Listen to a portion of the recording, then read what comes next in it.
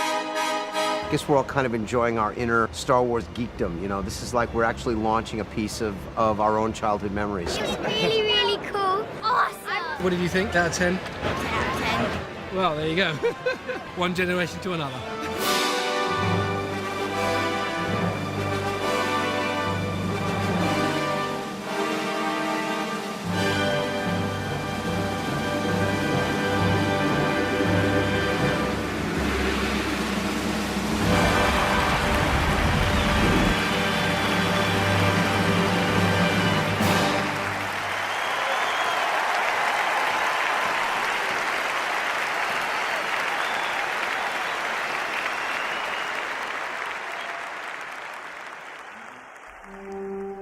The premiere turned out to have a lot of surprises connected with it. Now all of a sudden it's this live show, they're going to take it on the road, it's going to play in arenas all around the world, and I think George suddenly went, maybe I should go see this.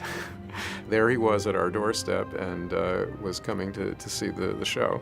I sense much fear in you. At one point, when we were showing a clip from episode 1, George leaned over and said, "You've got the old Yoda in there. What's he doing in there?"